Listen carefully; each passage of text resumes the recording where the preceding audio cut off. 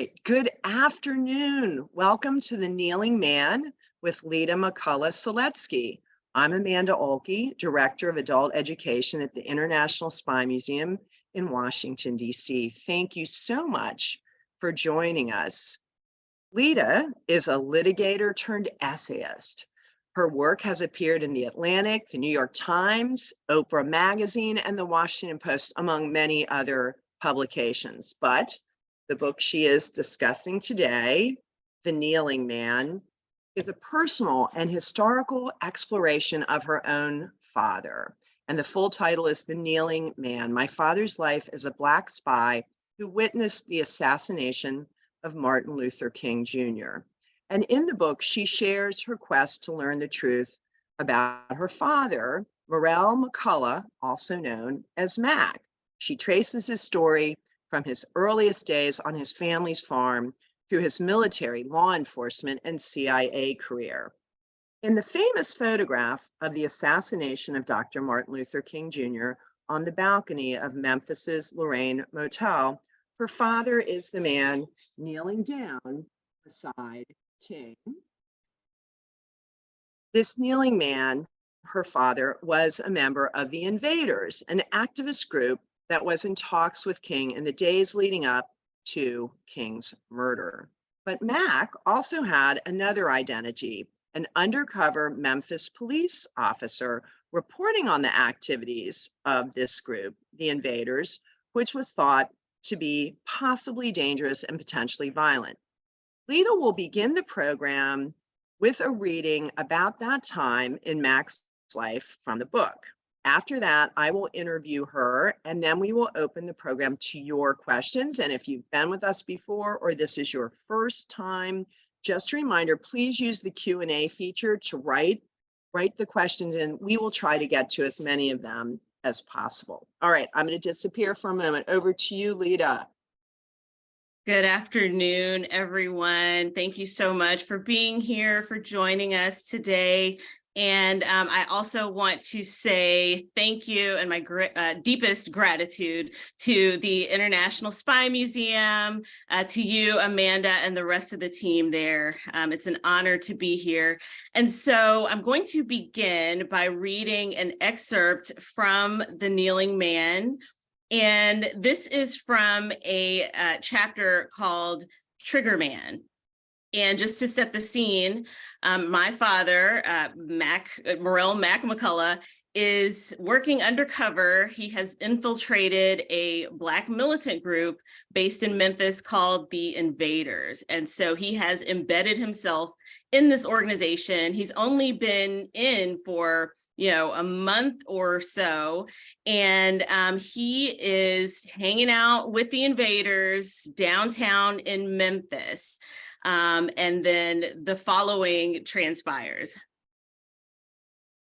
On a warm afternoon in late April, Mac and a few of the guys decided to stop by the Kentucky Fried Chicken on South 3rd. As they stood in line, he noticed the cashier, a young, thin Black woman, staring at him. She looked bemused, her expression searching. When Mac reached the counter, she smirked. "Marrell, your daddy is telling everybody you're a police officer, but just look at you. Here you are, an invader." He could feel everyone's eyes on him. The people behind the counter, the guys he was with, the other people in line. Who was she? And how did she know his father? She must have been from around the St. Peter Church community. Word traveled fast there, and it wasn't all that far from Memphis. Mac let out a stiff laugh.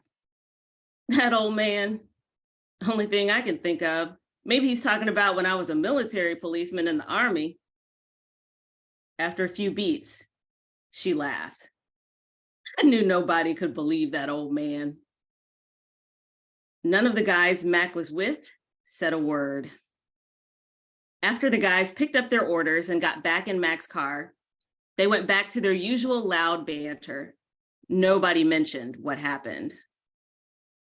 Mac's anxiety about someone blowing his cover, usually a low background hum, hit an inflection point. If the woman in the chicken joint recognized him, how many other people around town would? He'd thought about this before, coming up with techniques to deal with the risk. Unfortunately, they wouldn't have worked in the restaurant, as they were more fitting in situations where he saw someone he knew from afar. If that happened, he told himself, he'd try to take a few steps ahead of whoever he was with and greet the person, see what they were going to say. He'd ask, "Hey, how you doing?" If they were going to greet him as Mac, the police officer, he needed it to happen before his companions heard it. Regardless, he'd keep the encounter brief and brisk. "Oh, I'm doing good. Okay, good to see you." It was either that or avoid the person altogether. The point was to control the situation as best he could. He hadn't yet had occasion to use these tactics, but he kept them in his back pocket, just in case. Matt called Arkin that evening and told him about his encounter with the chicken joint cashier.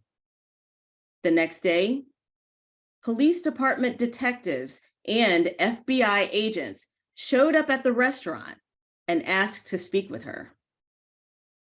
They showed her several photos of Mac, telling her he was the prime suspect in a series of bank robberies in Memphis and northern Mississippi. They questioned her closely. After that, Mac didn't hear anything else about it. And that's the excerpt. Well, Leta, as I told you, when I read that, I just thought, wow, this is an amazing moment into life undercover. And then I was so delighted when you said that that is what you had chosen to share with us. And you talk in that piece about this low-level hum of anxiety he felt. But do you think, did he have serious fears about being exposed, and how did he handle that? My sense is that he really didn't. He was so compartmentalized in his mind and so focused on the task that he didn't worry about it. He just kind of took all of that, concern, that low level buzz, and he really kept it in the background. And I think also, because of his age, he's 23 years old, recently discharged from the Army. And so he's also got that sense of, I think invincibility a little bit. And so I just don't get the impression that he worried about it on a conscious level, although subconsciously, certainly that was sort of a constant stressor.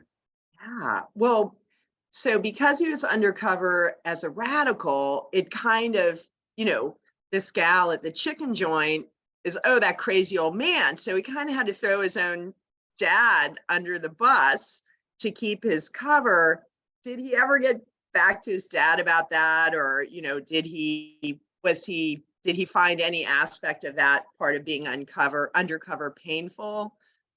Yeah, I don't believe it got back to his dad. And I think that, while he did not consciously kind of feel bad about that,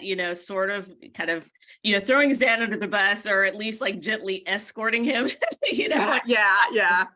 Yes, but I think, again, this just goes back to that compartmentalization and doing what it took to do the job. And so to the extent that there was pain or discomfort from that, it is bound up with the loss of identity that comes with taking on such a role, having to really, abandon some of those family connections that were so close, where he used to visit his family very often, and he had to cut that way back.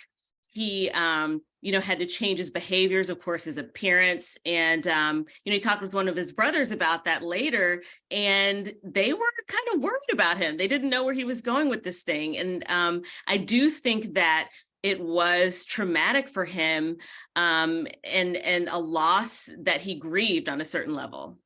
Yeah, he's in the newspaper as a Memphis police, photographs of him as a Memphis police officer, and then he's, undercover as an invader. And there was one comment I think his father said about him to others: if you see Marrell out there in the streets, don't say nothing to him because he's deep into the underworld. And what did he mean? Which underworld was he talking about?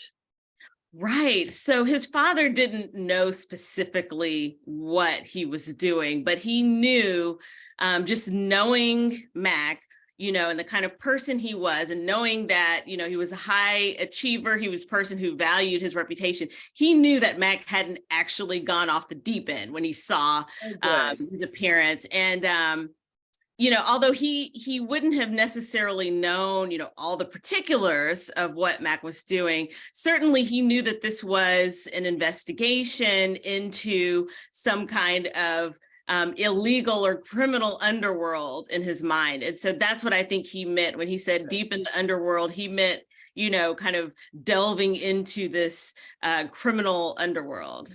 Because it's so interesting. It's one thing to go undercover if you're a CIA officer, you're abroad and you're not brushing up against relatives or friends of relatives, in your own community where you have a very different persona than they're used to. We have a very riveting story that we tell in our museum, and we've told through programs with a man named Mubin Sheikh. And he went undercover with radicalized people in Canada. And he had some moments when he realized that if he was arrested, or if somehow they came under fire because the people he was traveling with were armed, how do you say, wait, no, I'm undercover? There's no way to just stop that action when things are unfolding. Do you think your dad thought about that at all, or wrestled with any fears about that? I do not have the sense that he wrestled with that. And by the way, so that case, the Mubin Sheikh case is very, very fascinating. And, the Toronto 18 and that whole infiltration of that group. I mean, now this, there's radical as in Black militant in the 1960s. And then there's radical as in, taking affirmative steps to, bomb stuff and actually take lives. And I mean, these folks had a training camp and all that. And so. Yeah, I do not want to. Yeah. But I just think it's an interesting contrast because, in that case, it was very clear that, there's guns, there's talks of explosives and everything. I can only imagine his, fears about that and anxiety. Whereas with the Invaders, I think that, the fact that Mac was not afraid on that level just speaks to how not dangerous the Invaders actually were, and how much outsized attention they got from law enforcement, from media, and even from politicians in terms of the actual risk they presented. Such a great point. And that is so clear in the book. There are so many interesting facets of race and what attention is paid to who, and who gets investigated and who doesn't. And that is really powerful and meaningful to read about. So I strongly recommend. Did he have any feelings of disconnection from his community with the Invaders, because he was hanging with them, for a year? And so, was he so focused on being a policeman undercover that he did not feel an affinity for them? And certainly they were, doing some light drugs that I don't think he thought were that exciting. But do you think he felt any sense of loss when the cover ended? I do not get the impression that he did feel a sense of loss, just because he was so mentally disciplined and also just professionally disciplined. He was very clear about where the lines were in terms of not only, these interpersonal relationships, but what he could and could not do. He could not suggest a course of action. He could not, kind of become an agent provocateur and, try to get them to do things. He really was just kind of a hanger-on, eyes and ears, listening, reporting back to law enforcement.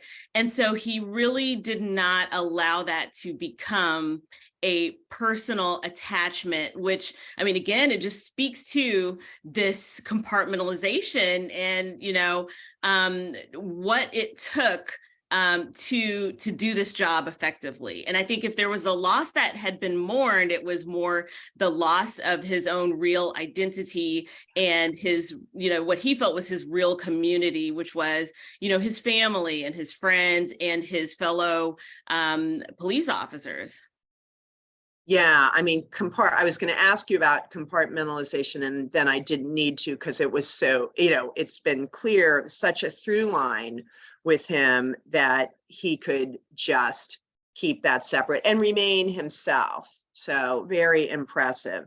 Now, when you met with Kobe Smith, is Kobe the proper pronunciation? Yes. With Kobe Smith, who was a co-founder of the Invaders, and you met with him in 2016, he said, "The fact that they gave me a Black undercover officer was fantastic." And that was so mind-blowing. And then he was also wondering if your dad could help him figure out who else was undercover. And it just, the infiltration of the group, and I wish you would comment on that and what you made of his reaction and also what your dad made of that reaction. Yes, I also was very surprised to hear, his reaction to my dad having been, police mole. And he was like, fantastic. We have a Black police officer instead of somebody who, might come in here and, treat us in a violent manner or in an oppressive manner. We got Mac, which, he actually had said of my dad that he was one of the best invaders there was, because he was just a very professional person who could just be relied on. And so, and then, the fact that he was wondering if my dad could help him figure out who else in that organization was informing or, reporting to law enforcement, I think, that is just a testament to, how much suspicion there was and the extent of the infiltration by law enforcement, from the FBI and J. Edgar Hoover's COINTELPRO program. And then, of course, you have kind of a mini little intelligence operation being operated out of the Memphis Police Department. And so people, there's this atmosphere of distrust to a certain extent, some of which was intentionally injected by law enforcement. Although, in the case of the kneeling man story, I did not find that. And so my dad was not aware of that, but we certainly do know from, the history of COINTELPRO that this was part of, the tactics of federal law enforcement. The FBI was to create these rifts and fissures to cause people to turn on each other, to cause these organizations to collapse. But I mean, it's interesting because I expected Kobe Smith to, I didn't know how he was going to react to me when I told him, I'm Mac's daughter. And I just didn't know what he would think about the whole thing. But he was so beyond gracious, so beyond kind. I was very inclined to be sympathetic with the Invaders. I grew up reading about Black militant movements. I admired the Black Panthers, Huey Newton. I read one of the memoirs of a former Black Panther. And so I was inclined to be sympathetic with them. And I would have understood if there was some hostility there, but there was none. And in fact, there was kind of this sense of, I don't know which one of my brethren in this group I really could trust. I was also surprised to see generally that there was, suspicion even in Congress later when there was a congressional hearing that my father had to testify in, how much suspicion there was of the Invaders, and so my dad was not the only one who was viewed in this kind of suspicious way. No, and we should, not to do too many spoilers, but explain why he was so reliable and why he was able to get such traction with the Invaders. Well, I think the reason why he was so reliable is several factors. I mean, at the heart of it, it's character. I mean, this is just the person that he is, to this day. This is how he moves in the world. This is how he was raised, born in 1944 in Tibbs, Mississippi, in Tunica County. This is one of the poorest counties in one of the poorest states in America during the heat of Jim Crow. And so, reputation, among Black people, Black families was currency. Where they really didn't have actual, the ability to become economically prosperous. Your reputation meant so much. Everybody depended on everybody else. And so he was raised from an early age to behave with honor, to be honest, to be, an upstanding member of society. And he carried that within himself. And then also, society did not then and does not now afford a lot of grace to certain folks. You cannot make a misstep. You can't afford to be a flake, and succeed as a Black man in, 1940s, 50s, on down to today, in America. So he performed with excellence, everything that he did. And so when he got into this role in the Memphis Police Department, he likewise, continued this track record of performing with excellence, cleaving to the rules, the police charter as he was trained from the police academy. And so that made him excellent. Also, he's not the type of person who seeks the limelight, by any means, which makes you a good potential candidate for espionage. He's, somebody who's just gonna, observe. And, he's not the type of person that's flashy. He doesn't need to be the center of attention. And so it was, perfect. Not to mention the fact that on a practical level, he was one of the few invaders who had a vehicle. He had a car, a Volkswagen Fastback. And so for that reason, he was immediately named their Minister of Transportation. So, being a punctual person with a car also made him a great asset. It really, and I guess I say, how did he come to be on the balcony? I should have included that. Oh, well, no. We started with Undercover, but just please, how did he end up on the balcony with Martin Luther King Jr. that day? Yes, so just a thumbnail sketch. He graduated from the police academy at age 23 in December 1967 and starts out just doing regular police work, foot patrol in a very busy shopping center in the heart of, this Black community in South Memphis, during the Christmas season, does this foot patrol, his picture's been in the paper and everything. Then he gets, he moves up to car patrols a few weeks later. So, I mean, this is like fresh out of the police academy. And he's doing the car patrols in January and February rolls around, February 1968. And there is a sanitation strike that breaks out in Memphis, which is completely unprecedented.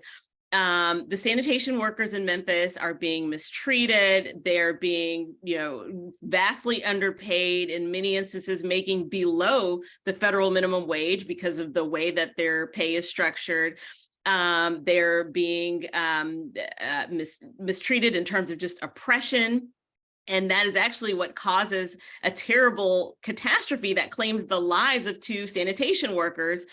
They had nowhere to take shelter during a downpour. And so they have to, try to find shelter in the back of their sanitation truck where the compactor is. The compactor malfunctioned, crushed them to death. And so this is what kicked off the sanitation strike, where these sanitation workers, the vast majority of whom were Black people, said, we're not going to take this anymore. And we want to be treated with human dignity. We want to be paid a living wage. We want to organize. We want to have a union, and we want a union dues checkoff out of our paychecks. And so they stopped picking up the garbage, which, is a big disaster, in a city where day after day, there's no garbage being picked up. And, they were responsible for tons and tons of garbage. So it starts to pile up. The city has to hire scab workers to come in. Now that I'm saying this, like, in this day and age of, labor action, I mean, this is very much, reminiscent of certain things that we see today, but they stop working. And that brings certain things to a standstill. The city hires scabs, and there are reports that start to come in, or at least law enforcement is concerned, that certain strike supporters might be trying to interfere with the scabs who have crossed the picket lines. And they're concerned that folks might try to interfere with the collection of the garbage. And in fact, there had been reportedly, gunshots fired at the scabs and, stuff like that. So the city takes the police officers and has them work in addition to their normal shifts, work 12-hour shifts escorting the garbage trucks so that, they can make sure that this happens peacefully. And so my dad does that. And he ends up getting reassigned to this additional shift guarding the landfill, because there's concern that, people might come to the landfill and, do something. So he's sitting there in a shack, outside the landfill, thinking, I'm sure, this is not why I went to the police academy. But anyway, that's the job. And then one day in February, he gets a call from the assistant chief to come down to police headquarters. So he goes down there and goes to the assistant chief's office. And in there are these officers from the police department's intelligence bureau, as well as a couple of Black officers. And the assistant chief asks my dad and another Black officer if they would be willing to go down to this church called Claiborne Temple, which is one of the nerve centers of the sanitation strike supporters, and just listen in on this mass meeting. They're having these regular mass meetings to organize. Just listen and see what they're doing, see if they're planning any kind of disruption of the garbage collection. So, my dad goes, changes into his plain clothes, and goes down to this temple and sits in, listens in, does not hear anything like that. I mean, it's a mass meeting. These folks are just, trying to organize and trying to collect money to support the strikers. And so, he successfully does this and reports back the truth of what he saw and heard, which was they're just having a mass meeting. And in the course of doing this, the other Black officer ends up getting outed. They call him out, like somebody's like, oh, there's a cop in here. So he gets run out to run for his life. But my dad is able to continue doing this without his cover being blown. And the folks down at the police department are so impressed that they say, hey, there's this militant group called the Invaders here in town. And, they're kind of worried that the Invaders might try to radicalize the strike supporters. And so they asked if my dad would be willing to try to just like befriend them and get to know better, what their plans are going to be. And so through that is the genesis of how he became an invader. Okay, fast forward, April 4th. He's being an invader, he's their minister of transportation. And in that role, he has been driving around a couple of Dr. King's cohorts. Dr. King is brought into this strike situation to try to galvanize support for the strikers and hopefully reach a settlement with the city. And so Dr. King is there, having led previously a march that descended into chaos. So he's back to lead, hopefully, a peaceful march. My dad on April 4th was driving around one of Dr. King's cohorts named James Orange. They called him Baby Jesus, who was looking for a pair of 4-button overalls to wear to this peaceful, hopefully, march that's coming up. That was so interesting, that detail. I mean, this is such a sad topic, but also just, to make it look more like of the people, the overall. It's just there's so much interesting detail here for history geeks. I love those little granular details. Yeah. So he's driving Baby Jesus. He's driving, and They don't find the overalls, not in his size. He's a very big man, and they're just going all over town. They don't find him, so they go back to Claiborne Temple, pick up James Bevel. There are a couple of women, college students there. And so they say, well, why don't we head back to the Lorraine, which was where the SCLC folks, including Dr. King, were staying. And also the SCLC had gotten the Invaders a room there, because the Invaders are in talks with Dr. King's organization to help, hopefully marshal a peaceful strike. So then, it's getting close to dinner time. They drive over to the Lorraine and get there right around 6 p.m. And, little did they know what was about to unfold.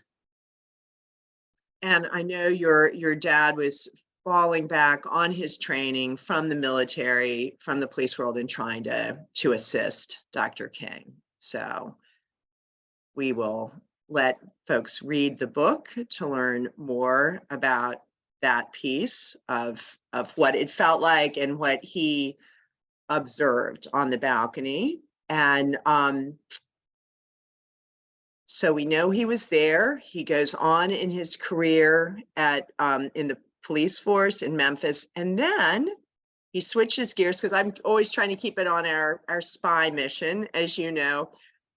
How does he end up at the CIA, and did his experience as a spy help him get that job? Right. Now, the leap from the Memphis police to the CIA, especially following this, being in that photograph, is something that a lot of folks look at like, please explain. Okay, so interestingly enough, my father had never really aspired to work for the CIA. The thought had never crossed his mind. When someone suggested it, finally, he was incredulous, like, really? He wanted to be an FBI agent. That's what he wanted to do. And that was the natural progression in law enforcement. In Memphis, it was almost like you graduated. When you left the Memphis Police Department and went to the FBI, they didn't see that as, oh, you're leaving. It was like, oh, you're to the next level. I mean, they were seen as like the premier, the most professional, law enforcement officers. Of course, with the benefit of hindsight, we know now what was going on at this time in the FBI, but they didn't know that. All they saw was just, the professionalism, the image. And so, my father, in working in this operation, had worked very closely with a couple of FBI agents out of the Memphis field office. And so he thought, well, given my close work with them, I have a relationship of trust with these two guys, and, they know that I do excellent work. So I ought to be a shoo-in, because there's, and not only that, but there's a close relationship between the Memphis Police Department, and to a certain extent, city government, and the FBI and that field office. And so he was very surprised that when he applied to work for the FBI, they essentially ghosted him. I mean, it's a little bit more than that, and I don't want to spoil it, but right. I know, it's hard to. Yeah, I know. It's like, I want to get the right amount of information, but just, set the scene. So then, he is, kind of waiting in vain. And he's doing his work one day. He's at this point, this is we're in the early 70s. And he's a vice and narcotics officer. He's got this partner, Billy Jack. So it's, they call him Dirty Mac and Billy Jack is like the nicknames. So Dirty Mac and Billy 70s. Jack. Can I just say, so 70s. Yes, it's very Mod Squad. It's a little bit shaft. I don't know. But yeah, so, and they have this guy who's riding along with them in the back seat, who is conducting a study for the Memphis Police Department, about officers and their duties and so forth. So he rides along with various officers and just talks to them, asks questions for the study that he's conducting. And so he, gains some familiarity with Dad, and Billy Jack, and asks him, because he knew that Dad had applied for the FBI. And so he says, hey, how's that FBI application going? And Dad tells him, it's not going, like nothing is happening. And so then he says, well, you ought to apply with the CIA, not the FBI. And so, my dad is kind of like, what? The CIA? And then he says, he's just very skeptical that he would ever have a chance working there. And he's like, and also, he's just like, they're not going to hire any Black people. And this guy, his name, Dr. Oswald, says, well, they actually have Black CIA officers. You should give it a shot. And so my dad says, how would I go about doing that? And he says, you should just write them a letter, tell them what your interests are, what your background is, just put all that in a query letter. And so my dad's like, and then what? And he says, then put it in the mail and address it to Central Intelligence Agency, Langley, Virginia. That's it. And so, it's kind of like sending a letter to Santa Claus, North Pole, right? And so my dad does not take this advice right away. He's just like, okay. And, but later, the thought just kind of crops up. And so he finally sends this letter and puts it in the mail thinking, he's just going to get ghosted like he did with the FBI, but he ends up getting contacted by someone who says, I would like to meet with you. And so this person comes into Memphis, they have this breakfast at Holiday Inn, and it goes well enough that, he is asked to take this test. It's called the PAT-B, Professional Aptitude Battery Test, something like that, test battery. And he takes the PAT-B, and next thing you know, he's in the recruiting process. And unlike the FBI, they're staying in touch with him. He can see that his application is moving along. He ends up getting, flown out there, goes through all these interviews, and essentially gets recruited through their, talent recruiting program. And that is how he wound up at the Central Intelligence Agency. I mean, and we're not going to steal all of your secrets, but it's very interesting to read about his career there and learn more. But he was called, as you've referenced before, to testify before the U.S. House Select Committee on Assassinations in November of 1978. And it's so intriguing to me because you quoted your father saying, had he gone to work, from the Memphis Police Department into like security for, I think you said General Motors, some kind of corporate security, nobody would have paid any attention to him. But because he went to work for the CIA, conspiracies swirling around Dr. King's assassination, then take shape around him. And I mean, it's just such an incredible thing. By staying in, in this sort of work, he then becomes very suspicious to people. And do conspiracies still swirl around him? Do you think that's died down? Does the CIA ever speak up to protect his reputation? Yeah, so I am aware that there still are these conspiracy theories swirling. I mean, if anything, we are in a golden age of misinformation, disinformation, and conspiracy theory. And it's sort of like when people get told and shown that this and this and this didn't happen, they just make up more reasons and like all these weird connections and like charts and things. I mean, I saw a thread pretty recently on Twitter where somebody was talking about this photo and pointing out my dad and saying all this, and he worked undercover for Memphis police, and he was that's why he was on the balcony, and then he worked for the CIA, and just making it all look as sinister as possible. So people start tagging me into this thread, and I mean, it's just it's an ever-present thing. And so I just try not to delve into that kind of a morass of stuff. But yeah, as far as the CIA speaking up, I mean, just simply because it doesn't really concern them, there's no real reason for them to, try to, I guess, inject themselves into it. I mean, if anything, when my dad was going through these interviews at the CIA to try to get this job, the folks there were just as interested as anybody to find out like what really happened, like what did you see? So yeah, it's just, I mean, I do think that this book definitely speaks to the harm of misinformation, disinformation, and conspiracy theory, and how dangerous it is and how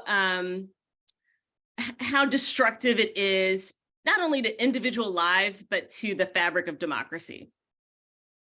And because Mac had a really prolific, a really strong career at the CIA, and we want to shine some light on that as well. So, because what an interesting person. We were talking about hidden histories before we started the program, and here's this trailblazing person. I'm so glad you've written this book. So tell us a little bit about his CIA career abroad. Yes.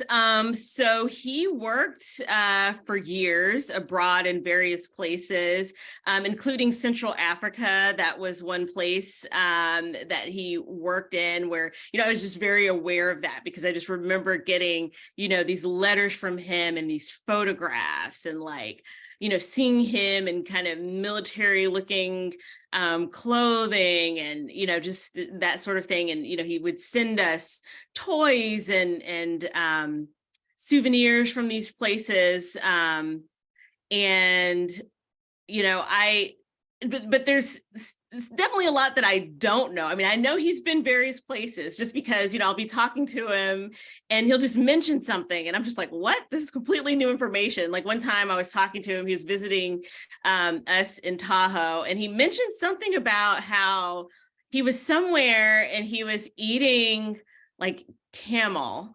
And it got stuck and he had like this dental problem. It got stuck in his teeth. And I was just, among other things, I was just like, where were you that you were eating camel?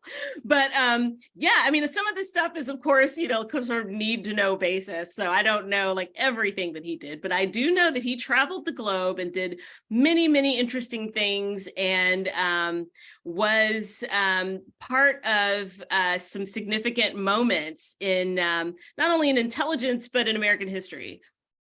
And he worked in both security division and in operations. That's right, as well as the Inspector General's office. Yeah, so very impressive career. But I think, not knowing him, I think maybe one of the things he was proudest of from reading your book is his effort to recruit more diverse people to work at the CIA. Do you want to talk a little bit about that aspect of his career? Sure. I mean, he, one of the things that he was really impressed by when he first got recruited at the CIA was the diversity of his class. I mean, you had people from all different ethnic backgrounds, you had women. I mean, this was something that was not a thing at the Memphis Police Department. So he's really impressed by that. And once he onboarded, he became active in a couple different committees, including an advisory committee to the director of Central Intelligence, just to advise on these kinds of matters and things of employee concern, and including, sort of diversity. Then he ends up, leaving the United States, working overseas in various capacities, and then he ends up getting repatriated a few years later, and he comes back expecting that, he's going to see all the fruit of these efforts that had been put in, years before. And he comes back and it's like, what has anyone done anything to diversify this place? Because he barely sees, the same kind of diversity that he'd seen before, and especially in this office where he was, it just was not particularly diverse. He was dismayed by this, and he starts raising concerns about it. And through his activism, he's asked, okay, well, if you think that we can do a better job and you think you know how to do it, then why don't you go ahead and do it? And he says, okay, well, I'm perfectly willing to do that, but I want to keep my line job, as a manager.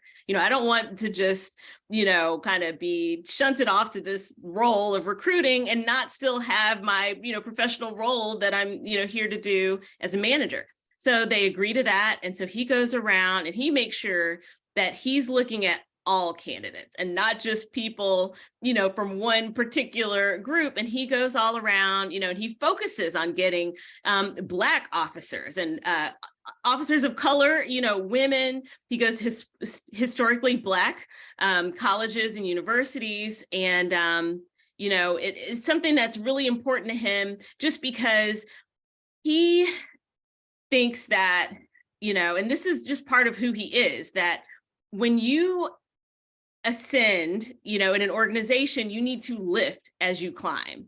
It's not enough to just get to these places if you're not using your position to help other people. There are plenty of people who are not willing to stick their neck out. They are going to go along to get along. And that's really the way that you do climb that ladder, most effectively and efficiently. But that's not what he's about. And so that is what drove his efforts. And he did pay a price for that. But in the end, his work, regardless of this ceiling that he hit, what matters to him is the legacy that he left behind, which were these people he calls his little Macs, which was the generation of officers that he recruited and brought in, and how those folks have paid it forward. And so now I believe we're at least on the second generation, at least, of little Macs. And so that's what's important to him, not getting to a certain, GS level or what have you. So that is that story.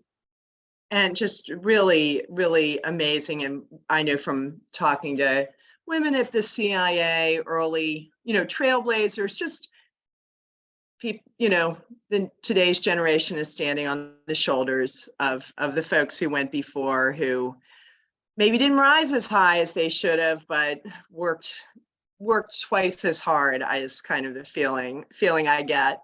I forgot, I should circle back. We were talking about the hearing, and as you know, I forgot to mention the interesting overlap that the committee that Mac was testifying in front of was led by the chairman, Louis Stokes, and he was one of our founding board members at the Spy Museum. His daughter, Lori Stokes, still serves on our board. So we were very connected with his work. And I wondered, so thinking about, Mac having to testify, Stokes having to oversee this, did their paths ever cross again? It was an interesting intersection to me. It is an interesting intersection, and how uncanny. I mean, this is another thread in the book too, is how these events come together in such an uncanny way that no one could possibly have planned. But no, to my knowledge, their paths did not cross again.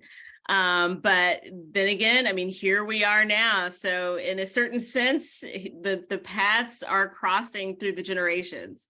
Yes, very. I know. I was like, oh my gosh, I had the honor of knowing the chairman. So it was great. And what a nice man he was, and what a heavy undertaking that committee was for him. So just switching gear, because we have a lot of history nerds that join us, and you discuss some of the challenges you faced in doing this research, from personal to figuring out how to access materials and archival collections. How do you research a secret topic with conspiracies swirling around, and how did you undertake that? Yes, well, I had the benefit of a brilliant and excellent firsthand source, which was my dad, so I had this primary source, and that was always the priority in terms of getting the information that I needed, was interviewing him, because I thought, the research is there, it'll be there, but I need to get all the facts from my dad and all the details that I possibly can. And so, I essentially had to create my own primary sources of reference documents, which was the interview transcripts. So I interviewed him, recorded the interviews, created the transcripts, and cataloged them. And so I have these volumes, so that's almost like an encyclopedia of Mac, of the Kneeling Man. So, but in addition to that, in terms of researching a topic that is, that does have these elements of secrecy, potentially, national security, what have you, Freedom of Information Act was key, because I knew that I was going to need police documents, police department records and FBI records. Now, with respect to the Memphis Police Department, unfortunately, there were few records to be had, because back in 1976, when an activist found out that these records were being kept by their intelligence bureau, he requested his file. And so then the police department lit those records on fire and burned as many of them as they could, essentially. And so this was after my dad was long gone. But yeah, so they burned the records. So I knew that there was not going to be anything there. So no need to bark up that tree. But the FBI would also have, these records. So I submitted a Freedom of Information Act request as soon as I could, knowing that these things can take a very long time. And but the way that I had to do it was, because you can't just request like an FBI file of just any living person. I mean, because there's Privacy Act concerns that protect, people's records and their personal information from being disclosed to just, any kind of looky-loo. So the way that we had to do this logistically was my father had to request his files, and, we worded it in such a way that it was a very broad request. And it turned out that the FBI, so he submitted this electronically through the FBI's portal for these types of requests. And it turned out that they had sent those records potentially responsive to the National Archives. And so then, and my dad, in the interim, had given permission for me to handle this request. And so we took it up with the National Archives, went back and forth, figured out the responsive documents, which were very voluminous. I ended up narrowing those down to just the ones that I really needed. And then we had a little, I don't want to call it a battle, because I mean, part of this is it's a very collaborative situation. Like, it's friendly. I really enjoyed working with the National Archives. They're super professional, very good at what they do. But then there is also an adversarial nature, because you're asking for some things that they might not want to give you. And so one of the things that I had asked for was an expedited production of these documents. And so that was denied. I was told that I did not have, a basis to ask for that. And so this is where I had to get into like the regs, the Code of Federal Regulations governing expedited requests for these types of documents. And I love regs, by the way. As a former and recovering litigator, I was like, oh, just give me some regulations, I'll go crazy. So I go in the regs and I'm like, actually, I believe it says you do, and I do have a basis. So I appealed administratively, and I won.